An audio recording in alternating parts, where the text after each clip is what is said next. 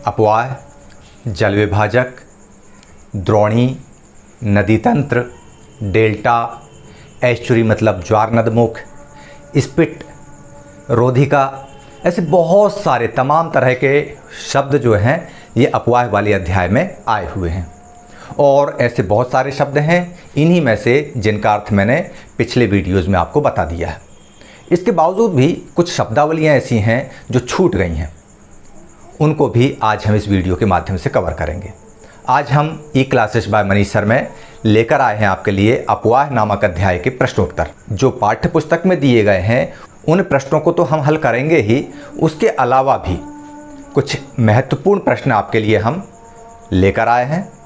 तो आप लोग इस वीडियो को देखना आरंभ करें उसके पहले हमेशा की तरह एक बार फिर से मैं निवेदन करूंगा कि जो भी नए विद्यार्थी या नए दर्शक इस वीडियो को पहली बार देख रहे हैं वो सब्सक्राइब के बटन को ज़रूर क्लिक करें और बेल आइकॉन को भी आप दबा दें, जिससे आपको ई क्लासेस बाय मनीष सर के जो नए वीडियोज़ आते हैं उनका अपडेट मिलता रहेगा। तो चलिए हम आरंभ करते हैं अपवाह अध्याय के प्रश्नोत्तरों को। चलिए यहाँ पर हम स्टार्ट करते हैं अपवाह। उसके पहले आपको बता दें हम कि ई क्लासेस बाय मनीष सर ने अपवाह अध्याय के 4 वीडियोज़ बनाए हुए हैं। पहला वीडियो है अपवाह क्या है, जल विभाजक क्या है, हिमालयी नदियाँ और प्रायद्वीपीय नदियों में क्या अंतर है, और साथ में सिंधु नदी तंत्र। इसके बारे में आपको वीडियो देखना है तो इसकी लिंक यहाँ पर दी हुई है, और डिस्क्रिप्शन बॉक्स में जब आप देखेंगे तो ये सारी लिंक्स आपको उसमें मिल जाएंगी, आप क्लिक करके देख सकते हैं। और हाँ, ये जो प्रश्नोत्तर मैं आपको हल करा रहा हूँ इसकी PDF कॉपी भी यदि आपको डाउनलोड करनी है तो उसकी लिंक भी डिस्क्रिप्शन बॉक्स में दी हुई है, उसको आप क्लिक करके डाउनलोड कर सकते हैं। इसके बाद दूसरे वीडियो में हमने गंगा नदी तंत्र और ब्रह्मपुत्र नदी तंत्र की चर्चा की थी। फिर प्रायद्वीपीय नदियाँ नर्मदा, ताप्ती, गोदावरी, महानदी, कृष्णा, कावेरी की बातें की थी, और अंत में हमने झीलों पर चर्चा की थी। और इस तरह से यदि आपको भूगोल के अन्य अध्यायों को भी देखना और समझना है तो ये जो प्लेलिस्ट है ई क्लासेस बाय मनीष सर की, उसकी लिंक आपके सामने दी हुई है। इस लिंक को आप क्लिक कर लेंगे तो इसकी लिंक भी आपको डिस्क्रिप्शन बॉक्स में मिल जाएगी, आप देख सकते हैं उसको। और यदि ई क्लासेस बाय मनीष सर के चैनल पे जितने भी वीडियोज़ हैं, सारे वीडियोज़ देखने की आपकी इच्छा है तो ये चैनल की लिंक दी हुई है। तो चलिए हम सबसे पहले कुछ महत्वपूर्ण तथ्यों पर बात कर लेते हैं। सबसे पहले हम बात करते हैं अपवाह। अपवाह एक क्षेत्र के नदी तंत्र की व्याख्या के लिए उपयोग किया जाता है। फिर अपवाह द्रोणी किसे कहते हैं तो ये आपको बता दें कि एक नदी तंत्र द्वारा जिस क्षेत्र का जल प्रवाहित होता है उसे अपवाह द्रोणी कहते हैं। गंगा नदी की मुख्य धारा कब बनती है? भागीरथी और अलकनंदा जब देवप्रयाग में मिल जाती हैं। और एक इंटरेस्टिंग बात यह है कि गंगा नदी में सर्वाधिक जल अलकनंदा का होता है, ठीक है ना। इसके बाद हरिद्वार में गंगा पहाड़ों को छोड़कर मैदानी क्षेत्र में एंट्री कर लेती है। हरिद्वार पर्वतीय क्षेत्रों का लास्ट बैरियर होता है इसके लिए। ब्रह्मपुत्र नदी में क्या होता है कि तिब्बत में गाद कम होती है, वहाँ सिल्ट का निक्षेप नहीं हो पाता। ऐसा कारण ये है कि तिब्बत एक शुष्क क्षेत्र है, शीत क्षेत्र जरूर है लेकिन शुष्क है। भारत की प्रायद्वीपीय नदियों के बारे में मैं बार बार बता ही देता हूँ आपको। नर्मदा, तापी, महानदी, गोदावरी, कृष्णा, कावेरी। भारत का सबसे बड़ा जलप्रपात शरवती नदी पर जोंग प्रपात है, जिसकी ऊंचाई 255 मीटर है। इसको हम महात्मा गांधी प्रपात के नाम से भी जानते हैं। चलिए आगे देखते हैं। पृथ्वी के धरातल का 71% भाग जल से ढका हुआ है और जिसमें 97% खारा पानी है। पीने योग्य केवल स्वच्छ जल जो मीठा पानी है वो 3% है। उसमें 3% में भी 3/4 भाग जो है ग्लेशियर के रूप में, बर्फ़ों के रूप में जमा हुआ है। मानवों ने भी झील बनाई हैं। गोविंद सागर, राणा सागर, निजाम सागर, अवंती सागर, सरदार सरोवर, ये सब मानव निर्मित झीलें हैं। विश्व का सबसे बड़ा डेल्टा सुंदरबन डेल्टा। यहाँ पर सुंदरी नाम के पौधे पाए जाते हैं, मैंग्रोव वन कहते हैं इनको। मीठे पानी की झीलों में भारत की वुलर, डल, भीमताल, लोकताक, नैनीताल बड़ा पानी ये है। माजुली द्वीप सबसे बड़ा नदी द्वीप है विश्व का, ब्रह्मपुत्र नदी बनाती है। विश्व की सबसे बड़ी अपवाह द्रोणी अमेजन नदी है और भारत की गंगा नदी है। सिंधु नदी की सहायक नदियाँ सतलज, ब्यास, झेलम, चिनाव, रावी, जास्कर, नुब्रा, शिवपुर, हुंजा भारत में एंट्री के साथ ही इसमें लद्दाख के पास मिल जाती हैं। अंबाला नगर जल विभाजक पर स्थित है सिंधु और गंगा के। तो इस तरह से एक और महत्वपूर्ण बात, ब्रह्मपुत्र को तिब्बत में सांगपो और बांग्लादेश में जमुना कहते हैं। अब हम ये जो पेज आपको आ रहा है, पेज नंबर 3, सबसे महत्वपूर्ण है अध्याय में प्रयुक्त महत्वपूर्ण शब्दावली और उनके अर्थ। अपवाह के बारे में आपको बता चुका हूँ। जल विभाजक दो अपवाह द्रोणियों को एक दूसरे से अलग करने वाला पर्वत या उच्च भूमि। दो नदी तंत्र हैं, बीच में अगर कोई पहाड़ है तो डेफिनेटली दोनों नदियों की जो अपवाह द्रोणी है उनका पानी एक दूसरे से मिलेगा नहीं, वो कहला जाता है जल विभाजक। ठीक है ना, मतलब एक तरह से ये कह सकते हैं कि दो पड़ोसियों के बीच की दीवार। ठीक है ना। इसके बाद हिमानी, अंग्रेजी में इसको ग्लेशियर कहते हैं। गार्ज, ये कब आया? सिंधु नदी जब भारत में एंट्री करती है तब भी गार्ज बनता है, और ब्रह्मपुत्र नदी जब एंट्री मारती है अरुणाचल प्रदेश में तो वो तो वर्ल्ड का सबसे बड़ा गार्ज बनाती है। गार्ज कहते किसे हैं? महाखड्ड को। ये जो है वो वी आकार की घाटी का ही एक रूप होता है जिसके बाजू जो है बहुत तीव्र मतलब तीखे होते हैं और खड़ी दीवार के समान होते हैं। इनकी रचना कठोर चट्टानों वाले क्षेत्रों में होती है। विसर्प, लहरदार सांप की तरह, जैसे सर्प चलता है ना उस तरह से लहरदार आकृति, अंग्रेजी के एस अक्षर के समान आकृति में जब नदी का प्रवाह हो जाए तो उसे हम विसर्प कहते हैं। गोखुर, ऑक्सबो, मतलब गाय के खुर के समान जब नदी आकृति बन जाती है तो वो गोखुर झील कहलाती है। एक शब्द आया था बंगाल की खाड़ी। आपको बता दें कि खाड़ी किसे कहते हैं? जैसे हम प्रायद्वीप कहते हैं ना, कि कोई स्थल भाग जो तीन तरफ से समुद्र से घिरा हो या पानी से घिरा हो उसको हम क्या बोलते हैं? प्रायद्वीप। इसका उल्टा अगर हम ले लें कि समुद्र का वह जलीय क्षेत्र जो तीन ओर से स्थल से घिरा हो उसको हम बोलते हैं खाड़ी। ठीक है ना, ये इंपॉर्टेंट हो सकता है आपको, आपके लिए रोचक जानकारी भी, इसको ध्यान रखिएगा। वितरिका किसे कहते हैं? मुख्य नदी की छोटी छोटी धाराओं को वितरिका कहते हैं। जैसे फरक्का बैराज से एक वितरिका गंगा नदी की भागीरथी हुगली के नाम से निकलती है और बंगाल की खाड़ी में विलीन हो जाती है। महत्वपूर्ण, स्पिट या बार और रोधिका किसे कहते हैं?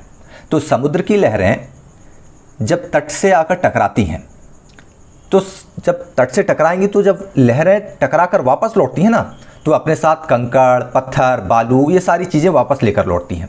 और ये ले जाकर समुद्र में पूरा अंदर नहीं ले जाती, थोड़ी दूर पर, तट के समानांतर थोड़ी दूर पर, जैसे मान लो ये तट है और यहाँ से कंकड़ पत्थर ले जाए तो यहाँ पर ये समानांतर पैरेलली उनको जमा देती हैं और ये एक बांध के रूप में जमा होता जाता है।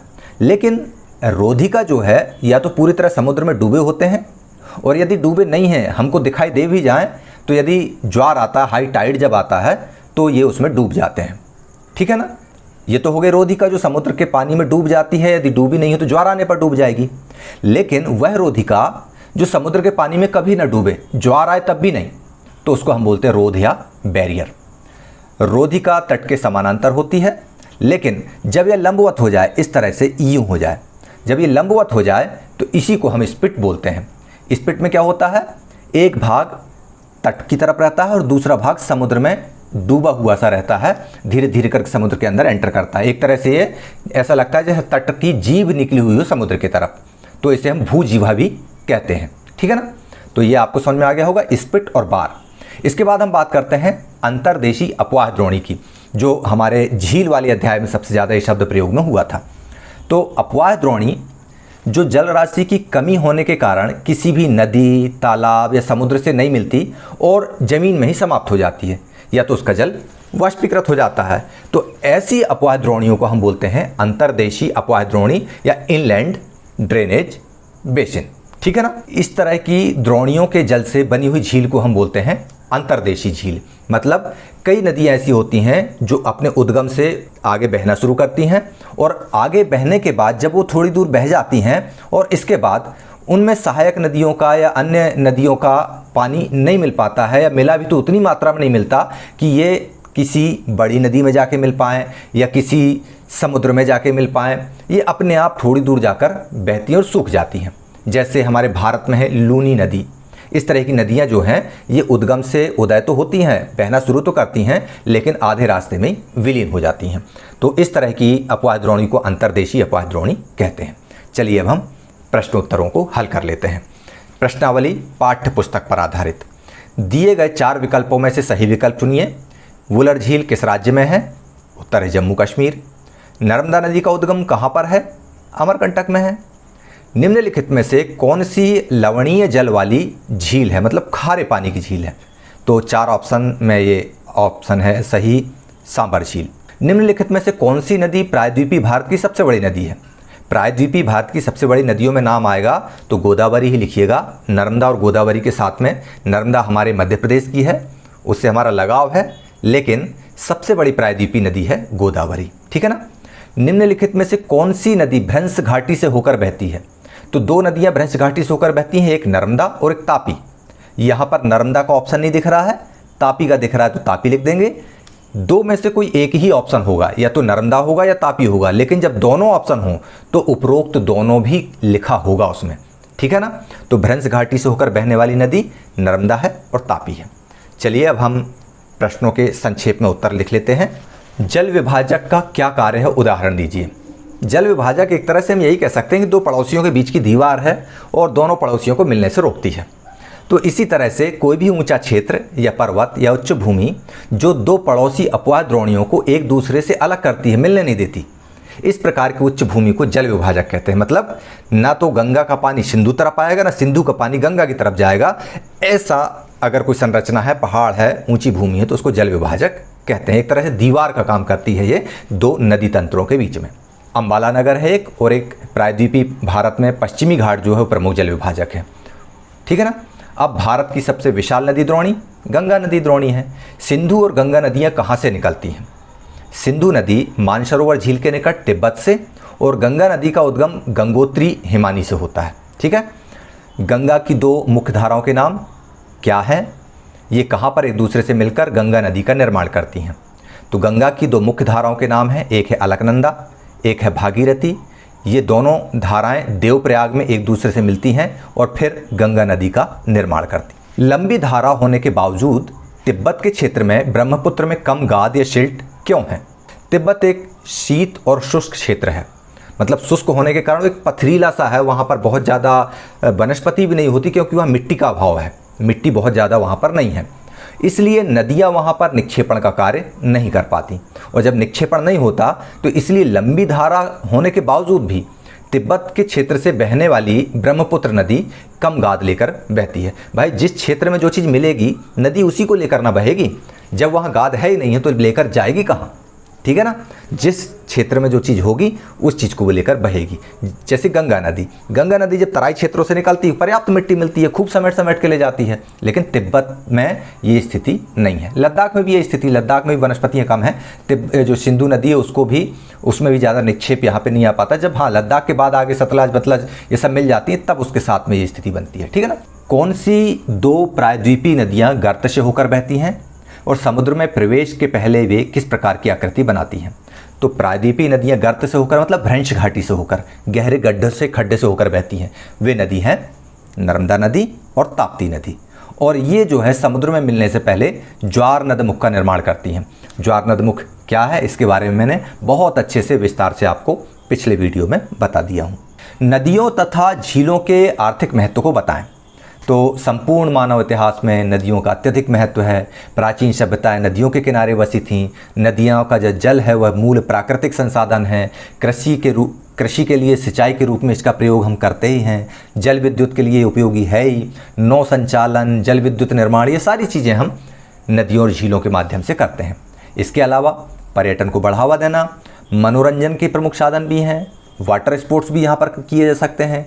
सांभर झील जो है ये खारे पानी की झील है, यहाँ से तो नमक का भी उत्पादन होता है। तो इस प्रकार नदियों का और झीलों का बहुत अधिक आर्थिक महत्व है। इनको अलग अलग पॉइंट्स के रूप में भी 1 2 3 4 5 करके भी लिख सकते हैं आप। ठीक है ना। चलिए अब हम तीसरे पॉइंट पर आते हैं। दीर्घ उत्तरीय प्रश्न क्या है?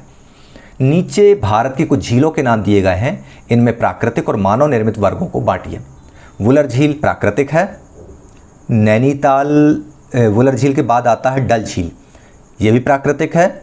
नैनीताल प्राकृतिक झील है। भीमताल प्राकृतिक झील है। गुरु गोविंद सागर मानव द्वारा निर्मित है। लोकताक प्राकृतिक है। बारा पानी या बड़ा पानी प्राकृतिक है। चिल्का झील प्राकृतिक है, लेगून कहते हैं इसको एक्चुअल में।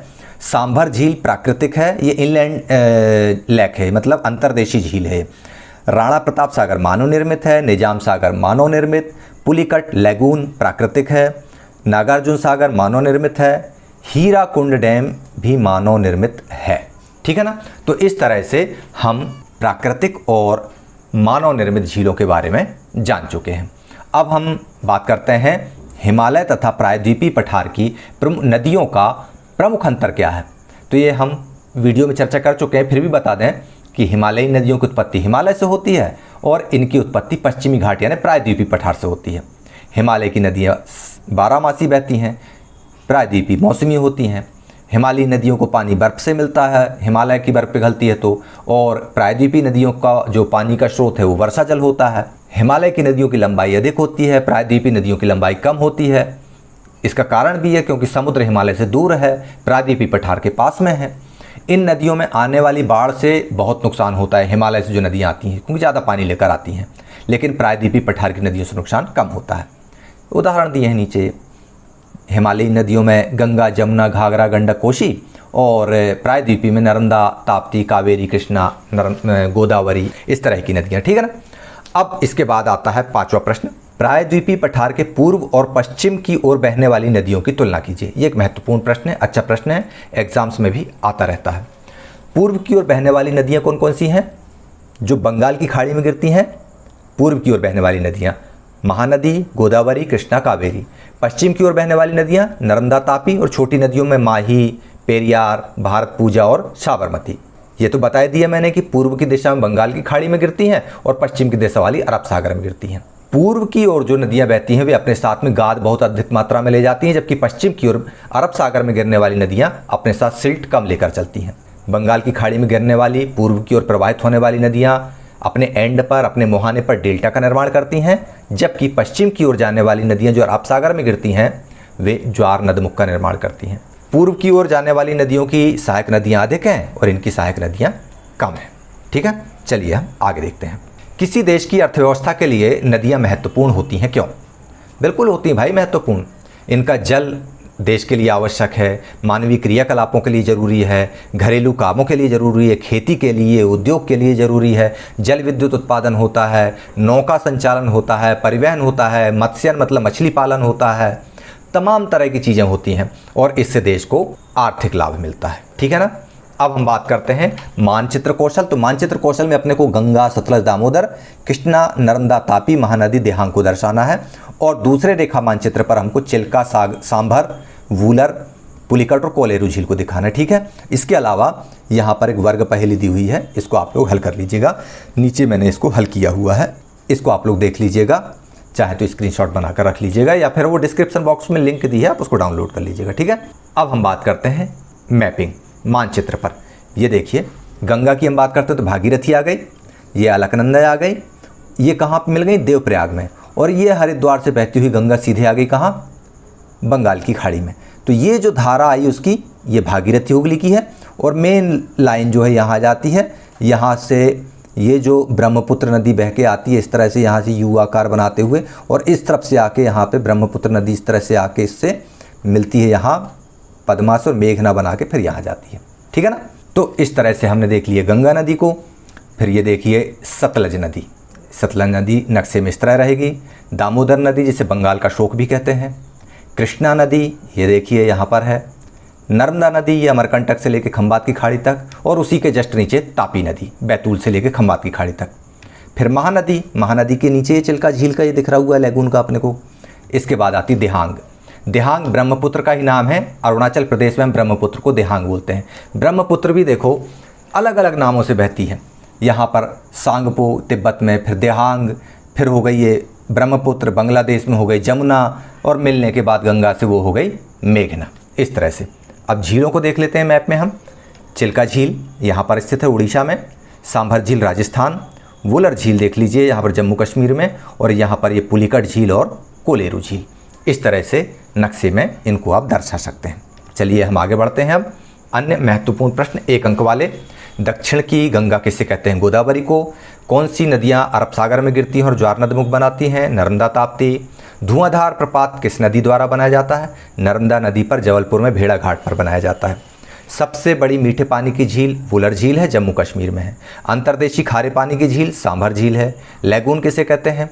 खारे पानी की झील जो समुद्र से बालू अवरोधों या जीवाओं के कारण बनती है उसे हम लैगून कहते हैं। लैगून के बारे में भी हम पहले चर्चा कर चुके हैं। अरब सागर में गिरने वाली नदियाँ नर्मदा, ताप्ती, बिहार का शोक कोसी, हिमालय की प्रमुख नदियाँ गंगा सिंधु, सिंधु का उद्गम स्थल मानसरोवर। गंगा किस जगह से मैदान में प्रवेश करती है? हरिद्वार। चंबल और बेतवा और सोन प्रायद्वीपीय उच्च भूमि से निकलने वाली नदियाँ हैं जो गंगा की सहायक नदियाँ हैं। एक तरह से इनको यमुना की भी सहायक नदियाँ बोल देते हैं हम, चंबल और बेतवा को। ब्रह्मपुत्र अरुणाचल प्रदेश से इंडिया में एंट्री मारती है और इसका नाम अरुणाचल प्रदेश में होता है देहांग। अपवाह तंत्र किसे कहते हैं बता चुके हैं, द्रोणी भी जान चुके हो आप लोग। 2 वर्गों में बांटा गया भारतीय नदियों को, हिमालयी नदियाँ और प्रायद्वीपीय नदियाँ। ये सिंधु और ब्रह्मपुत्र के बारे में आप पढ़ ही चुके हो। नदी की विभिन्न अवस्थाएं होती हैं, वो कौन कौन सी हैं? डेल्टा, विसर्प, गोखुर झील, नदी का स्रोत, ऊपरी भाग, मध्य भाग और निचला भाग। ये आप लोग ध्यान रखिएगा। हिमालय से निकलने वाली नदियाँ गंगा, सिंधु, ब्रह्मपुत्र।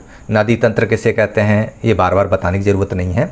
सिंधु नदी की लंबाई 2900 किलोमीटर है, जिसका उद्गम तिब्बत के निकट मानसरोवर झील से होता है। हाँ, सिंधु जल समझौते का वर्णन करो। इसके अनुसार भारत केवल 20% जल का उपयोग कर सकता है और ये समझौता हुआ था 1960। गंगा की 2 प्रमुख धाराएं बार बार देख चुके हम, भागीरथी और अलकनंदा।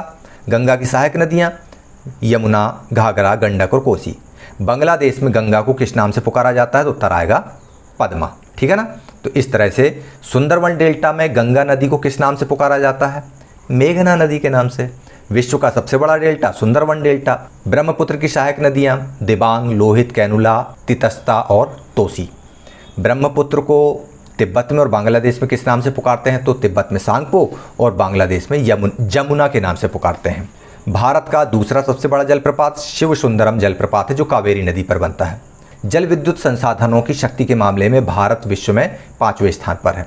माजुली द्वीप ब्रह्मपुत्र नदी पर बनाया जाता है।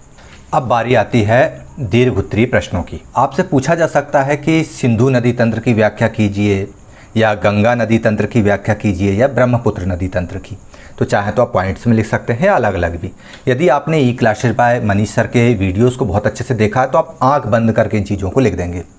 सिंधु नदी मानसरोवर झील से निकलती है तिब्बत के निकट से, पश्चिम की ओर बहती हुई है, भारत के लद्दाख से एंट्री मारती है गार्ज बनाते हुए, और जास्कर, नुब्रा, श्योक, हुंजा, सतलज, ब्यासी, रावी, चनाब ये सभी सहायक नदियाँ इससे मिल जाती हैं। सिंधु नदी का ढाल भी बहुत धीमा है और इसका 1/3 भाग ही भारत के जम्मू कश्मीर, हिमाचल प्रदेश, पंजाब में है। यदि 1/3 याद नहीं भी रहता है तो आप ये लिख सकते हैं कि भारत के जम्मू कश्मीर, हिमाचल और पंजाब से होकर गुजरती है। बाकी का भाग पाकिस्तान में है और पाकिस्तान से ही ये कराची के आगे जाकर अरब सागर में जाकर विसर्जित हो जाती है और टोटल लंबाई इसकी 2900 किलोमीटर है। ठीक है, ये सिंधु नदी तंत्र की व्याख्या हो जाएगी। बहुत ज़्यादा कुछ इसमें नहीं है, उद्गम से लेके अंत तक लिख देना है अपने को। गंगा नदी तंत्र भारत का सबसे बड़ी अपवाह है, सबसे बड़ा नदी तंत्र है। गंगा नदी की भारत में कुल लंबाई 2500 किलोमीटर से अधिक है। इसकी सहायक नदियाँ, मतलब नदी तंत्र के बारे में हमको जब बात करना होता है तो हमको उद्गम स्थान के बारे में लिखना है, सहायक नदियों के बारे में लिखना है और कुछ विशेषताएं अगर हैं तो वो जोड़ देना है। तो उद्गम स्थान कहाँ पे है इसका? गंगा नदी का उद्गम स्थल हिमानी गंगोत्री से है, मतलब गंगोत्री ग्लेशियर से होता है। और 2 नदियां अलकनंदा और भागीरथी के मेल से देवप्रयाग में आकर ये गंगा का स्वरूप धारण करती है और आगे बढ़ती है। इसकी प्रमुख सहायक नदियां हो जाती हैं यमुना, घाघरा, गंडक, कोसी, ये हो गई। और सोन नदी पटना में जाके मिलती है, जबकि चंबल और बेतवा यमुना के माध्यम से, ये चंबल और बेतवा दोनों यमुना में मिलती हैं और फिर यमुना प्रयागराज में जाकर यमुना गंगा से मिल जाती है। पूर्व दिशा की ओर गंगा बहती जाती है और फरक्का तक पहुंचती है।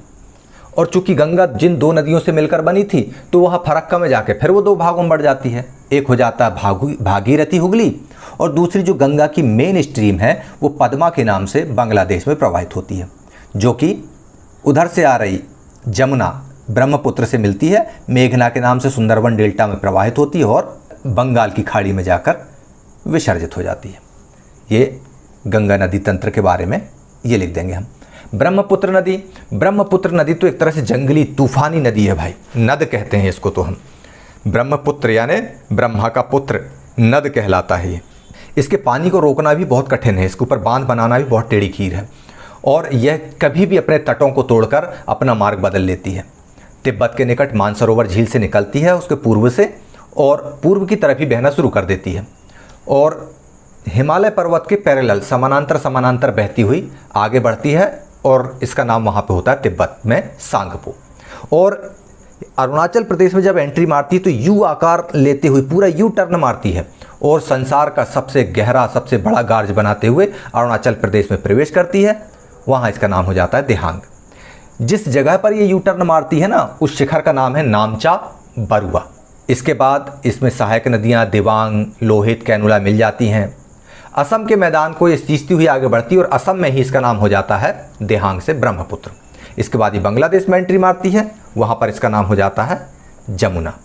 और फिर ये पद्मा यानी गंगा से मिलती है, मेघना बनाती है और सुंदरवन डेल्टा बनाते हुए अपने अस्तित्व को बंगाल की खाड़ी में विलीन कर देती है। असम में इसमें सिल्ट ज़्यादा मिलती है। तिब्बत से सिल्ट लेके बिल्कुल नहीं बहती है, बहुत कम मात्रा में बहती है, लेकिन असम में इसको बहुत ज़्यादा सिल्ट मिल जाती है। क्यों? क्योंकि अरुणाचल प्रदेश, असम, यहाँ पर अत्यधिक वर्षा वाला क्षेत्र इसको मिल जाता है और फिर ये अपने पूरे यौवन के साथ में बहती है। ठीक है ना। अगला प्रश्न है, झीलें मानव के लिए महत्वपूर्ण है क्यों? झीलें नदियों के बहाव को सुचारू बनाती हैं, बाढ़ के समय वर्षा के पानी को रोकने में मदद करती हैं, सूखे के मौसम में पानी के बहाव को संतुलित करती हैं, झीलों से जल विद्युत भी उत्पन्न की जाती है, आसपास के क्षेत्र की जलवायु सामान्य रहती है, वाटर इकोसिस्टम को बैलेंस्ड करती है, पर्यटन को बढ़ावा देती हैं। झीलें कई तरह से उपयोगी हैं, इसके बारे में आप जितने चाहे उतने पॉइंट लिख सकते हो। आगे देखते हैं। अब हम आगे बढ़ते हैं तो देखते हैं नदियों का आर्थिक महत्व। हम पूर्व में चर्चा कर चुके हैं, इसी को दोबारा लिख लीजिए आप। नदियों में प्रदूषण के कारणों की समीक्षा कीजिए। तो देखिए, नदियों में प्रदूषण थोड़ा बहुत तो कोई दिक्कत नहीं है। नदियों का जो जल था वो सामान्य रूप से हम उपयोग करते आ रहे थे। थोड़ी बहुत गंदगी जाती थी तो नदियों में इतनी क्षमता होती है कि वो स्वतः स्वच्छीकरण कर लेती हैं। लेकिन घरेलू जल की, जो घरेलू औद्योगिक और कृषि की बढ़ती मांग के कारण इस जल की गुणवत्ता प्रभावित हो गई। पानी हमने उठा लिया और जो पानी में जो स्वतः स्वच्छीकरण की प्रक्रिया होती थी वो प्रभावित हो गई। बहुत ज़्यादा गंदा कचरा हमने नदियों में बहा दिया, जिससे प्रदूषण बढ़ गया। शहरीकरण भी प्रदूषण को बढ़ाने का एक बड़ा कारण है। ठीक है। ज्वार नदमुख क्या होते हैं? इसके उत्तर में हम लिखेंगे, जब समुद्र में तीव्र ढाल के साथ गिरती है तो उसकी गति भी तीव्र होती है, जिसके कारण उसके मुहाने पर कोई निक्षेपण नहीं होता, किसी तरह का कोई निक्षेपण सिल्ट नहीं ले जाती, और यही मुहाने ज्वार नदमुख कहलाते हैं। नर्मदा और तापी प्रमुख है। ना तो कोई ब्रांचेस हैं ना कुछ नहीं, नदी आई सीधे समुद्र में जाकर दुड़ुम से गिर गई, समझ लो ज्वार नदमुख वहीं बन गया। सहायक नदियों और वितरिकाओं में अंतर स्पष्ट कीजिए। तो सहायक नदियाँ वे नदी होती हैं जो किसी बड़ी नदी से जाकर मिल जाती हैं, लेकिन वितरिका किसी बड़ी नदी से अलग होकर एक छोटी धारा में बहती है। जैसे यमुना गंगा की सहायक नदी है, लेकिन भागीरथी हुगली गंगा की वितरिका है। ये चीज़ आपको समझ में आ गई होगी। सहायक नदियाँ मुख्य नदी की जलधारा को, जल राशि को बढ़ा देती हैं, जबकि वितरिका उसको घटा देती है। ये चीज़ क्लियर हो गई होगी आपको कि यमुना जो सहायक नदी है प्रयाग में मिलती है और फरक्का से गंगा की वितरिका भागीरथी हुगली अलग हो जाती है। ठीक है। अब ब्रह्मपुत्र, गंगा, नर्मदा, तापी, कृष्णा, कावेरी को उद्गम लिखिए। तो ब्रह्मपुत्र मानसरोवर झील के पूर्व से निकलती है जो सिंधु सतलज के पास में है। नर्मदा नदी अनूपपुर जिले के अमरकंटक से निकलती है मध्य प्रदेश में। गोदावरी नासिक जिले के पश्चिम घाट की ढालों से निकलती है महाराष्ट्र में। महानदी छत्तीसगढ़ की उच्च भूमि से निकलती है और कावेरी ब्रह्मगिरी पर्वत श्रृंखला से निकलती है। राष्ट्रीय नदी संरक्षण योजना का वर्णन करो। गंगा कार्य योजना के क्रियाकलापों का प्रथम चरण 1985 से आरंभ किया गया एवं इसे 31 मार्च 2000 को बंद कर दिया गया। राष्ट्रीय नदी संरक्षण प्राधिकरण की कार्यकारी समिति ने गंगा कार्य योजना के प्रथम चरण की प्रगति की समीक्षा की तथा गंगा कार्य योजना के प्रथम चरण से प्राप्त अनुभवों के आधार पर आवश्यक सुझाव दिए। इस कार्य योजना को देश की प्रमुख प्रदूषित नदियों से राष्ट्रीय नदी संरक्षण योजना के अंतर्गत लागू किया गया। तो इस तरह से आप लोगों ने इन प्रश्नोत्तरों को हल किया। तो इस तरह से इन प्रश्नों को हल करते हुए हमने बहुत सारी चीज़ों को भी जाना, समझा और सीखा। जैसे ज्वार नदमुख क्या था, डेल्टा क्या है। इसके पहले हमने देखा था कि लैगून का निर्माण स्पिट और बार के कारण होता है, रोधिकाओं के कारण होता है। तो आज स्पिट और बार को भी हमने इस अध्याय में समझा। लैगून क्या होता है उसको हम पहले ही समझ चुके थे। फिर हमने अंतर्देशीय प्रवाह को समझा। अंतर्देशीय में जैसे कि नाम से आता है ना कि अंतर्देशीय मतलब दो अलग अलग देशों के बीच में बहने वाली कोई नदी श्रृंखला होगी, नहीं, ऐसा नहीं है। इनलैंड सिस्टम मतलब इनलैंड यानी ज़मीन के अंदर ही अपने आप को ख़त्म कर दे। वो नदी जो जन्म तो लेती है, आगे भी बढ़ती है, हो सकता है उसमें कुछ सहायक नदियाँ भी जुड़ जाएं, लेकिन उसमें इतना पानी नहीं आ पाता कि बेचारी समुद्र तक पहुँच पाए या किसी पास की नदी में जाकर अपने आप को विलीन कर पाए और आगे बढ़ते बढ़ते ही थक जाती है और अपना अस्तित्व समाप्त कर देती है, ऐसी नदी को बोलते हैं हम, या ऐसे रिवर सिस्टम को हम बोलते हैं अंतर्देशीय अपवाह द्रोणी अपवाह तंत्र। और इसी तरह की अपवाह तंत्र, अंतर्देशीय अपवाह तंत्र से बनता है सांभर झील। वहाँ पर जो 4-5 ऐसी नदियाँ हैं जो वहाँ पर जाके विलीन हो जाती हैं उस क्षेत्र में, और बारिश के दिनों में उनमें पानी आता है और वो पानी झील में जाता है, और जब नदी सूख जाती है तो झील का पानी भी कम हो जाता है। तो इन सारी चीज़ों को आपने देखा, समझा, और इस तरह से आज अपवाह वाला ये अध्याय समाप्त होता है। आप लोगों को कोई डाउट अब मेरे ख्याल से इसमें नहीं होगा। फिर भी यदि आपको लगता है कि कोई डाउट्स है तो आप ज़रूर बताइएगा। और ये जो छोटे छोटे पॉइंट्स हैं, अंतर्देशीय अपवाह तंत्र, स्पिट, रोधिका, इन पर मैं छोटे छोटे वीडियोज़ अब बनाना शुरू कर रहा हूँ जो आपके लिए मददगार साबित होंगे। उनको भी आप लोग देखते रहिएगा। तो चलिए ठीक है, अब मैं चलता हूँ अगले कंटेंट की तैयारी के लिए, और आप लोग देखिए अपवाह तंत्र के प्रश्नोत्तर। और मैं मनीष शंकर तिवारी आपसे इजाज़त लेता हूँ। जय हिंद, जय भारत।